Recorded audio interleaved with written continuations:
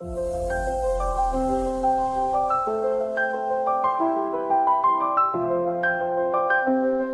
I was reading Isaiah chapter 60, and the first verse it says that arise, shine, for your light has come. And if you read whole the whole chapter, then it speaks about um, God really blessing His people in a way that a lot of other Gentiles will come and they'll have a lot of the wealth, the gold, and a lot of things. And there is a group of Christian. They really get excited when there is a material blessings. When the scripture talks anything about the material blessings, and mostly it is in the Old Testament. You will not find that much in New Testament, to be honest. Uh, they get really excited about it, and they take all those promises of material blessings and they make whole theory and the theology just around it. But if you read that chapter very carefully, and we yesterday did that in our family prayer, that chapter it also talks about the righteousness. There is one verse which says that your magistrates will be righteous. And then if you go down in verse 21, it says all your people will be righteous.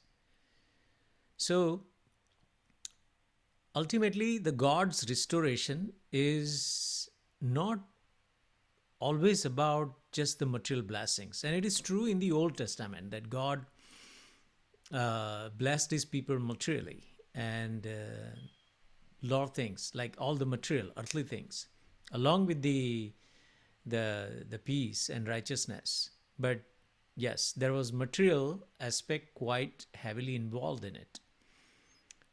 Uh, but if you come to the New Testament, you will not find that kind of promises much, because in New Testament, the blessings are very spiritual. If you go back to the Old Testament, the blessings are physical, punishment is physical. If you come to the New Testament, the blessings are spiritual. Jesus said that your reward in heaven. Jesus never said that you will have so many neighboring countries and your neighbors come and give you all the gold. And no, that's, you cannot find that in New Testament.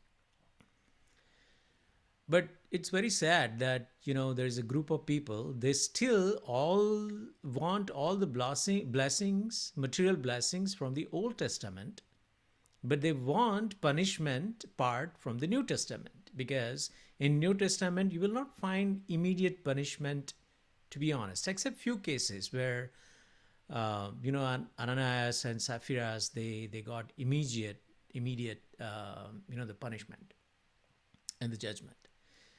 But Jesus said that let the tares grow with the wheat, and the punishment is kind of the reserved judgment which is coming.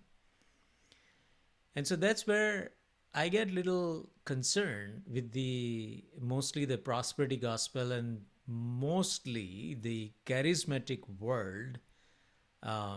They have they have uh, they have put a lot of effort and energy in this kind of teaching, which doesn't sound right. They are easy. They're very skilled to excite the people, and our whole nature, the old nature, loves the things of the flesh.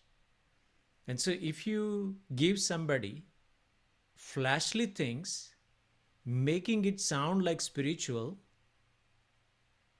we will run to it and we will grab it and we will always think that it's spiritual.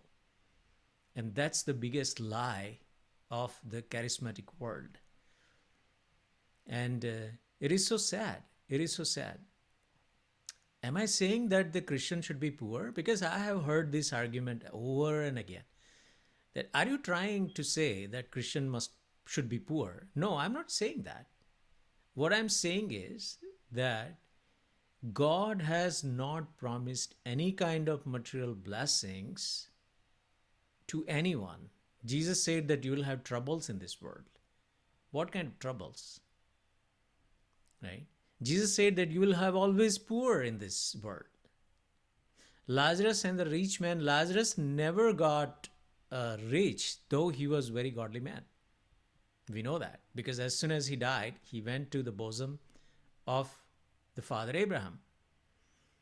And so this whole notion that if you are God's child, that means you must be materially blessed, it's a total lie. And if somebody tells you that, they are deceiving you.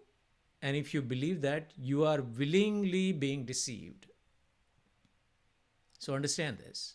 While I wish no one to be poor, while I wish everyone to be really healthy and have all their needs provided in God's provisions, but that's not guaranteed.